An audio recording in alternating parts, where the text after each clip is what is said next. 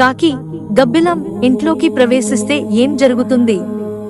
కాకి, గబ్బిలం ఇంట్లోకి ప్రవేశించినప్పుడు దోష నివారణ ఎలా చేయాలంటే, ఇంట్లోకి కొన్ని జంతువులు, పక్షులు ప్రవేశించినప్పుడు కొన్నింటిని శుభంగాను, మరికొన్నింటిని అశుభంగాను పరిగణిస్తూ ఉంటాం.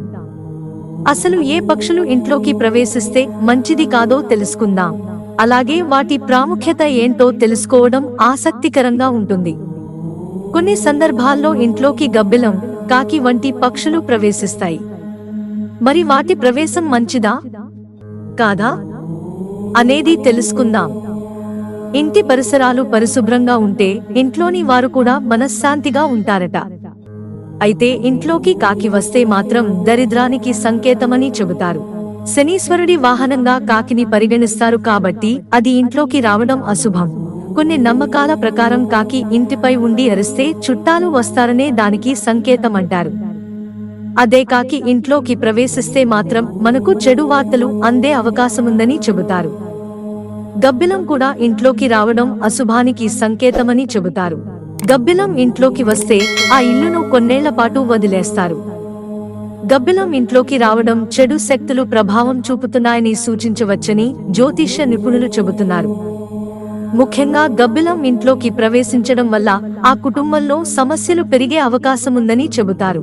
కాబట్టి గబ్బిలం ఇంట్లోకి ప్రవేశించగానే ఎలాంటి చెడు శక్తుల ప్రభావం ఉందో పరీక్షించుకోవాలని సూచిస్తారు.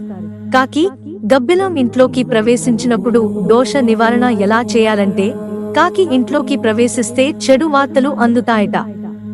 గబ్బిలం ఇంట్లోకి ప్రవేశిస్తే కుటుంబంలో సమస్యలు పెరుగుతాయని చెబుతారు. ఒకవేళ కాకి లేదా గబ్బిలం ఇంట్లోకి ప్రవేశిస్తే కలిగే దోషాల గురించి తెలుసుకుందాం. ఇలాంటి దోషాలను తొలగించేందుకు కొన్ని మార్గాలను అనుసరించాలని పెద్దలు సూచిస్తారు. మన ఇంట్లోకి గబ్బిలం లేదా కాకి ప్రవేశించినప్పుడు ముందుగా ఇల్లంతా శుభ్రం చేసుకోవాలి. గబ్బిలం లేదా కాకి ఇంట్లోకి ప్రవేశించిన తదుపరి రోజు కుటుంబ సభ్యులందరూ తలస్నానం చేయాలి. స్నానం చేసేటప్పుడు గోమూత్రం, తులసి ఆకులు, కొంచెం మట్టి కలిపిన నీటిని ఉపయోగించడం మంచిది. అలాగే ఇంటిని సైతం శుభ్రం చేసుకోవాలి. ఇంటి మొత్తం శుభ్రం చేసేందుకు గోమూత్రం, పసుపు, కర్పూరం కలిపిన నీటిని ఉపయోగించి ఇల్లంతా శుభ్రపరచుకోవాలి. అనంతరం ఇంటి మధ్యలో బియ్యం పిండితో నక్షత్ర ఆకారంలో ముగ్గు వేసి దానిపై విస్తరాకును ఉంచి దానిపై సముద్ర ఉప్పును పోయాలి. ఉప్పులో మట్టి ప్రమిదను పెట్టి 3 ఒత్తులు వేసి దానిలో ఆముదం పోసి దీపాన్ని వెలిగించాలి. దీపం కొండెక్కిన తరువాత విస్తరాకుతో సహా దీపాన్ని తీసుకెళ్లి ఎవరూ తొక్కని ప్రదేశంలో వదిలేయాలి. అనంతరం ఆలయానికి వెళ్లి దేవుడికి అభిషేకం చేసి తీర్థాన్ని ఇంటికి తీసుకొచ్చి ఇల్లంతా చల్లి సంప్రోక్షణ చేసి సాంబ్రాణితో ధూపం వేస్తే చెడు శక్తులు తొలగిపోతాయని నమ్మకం.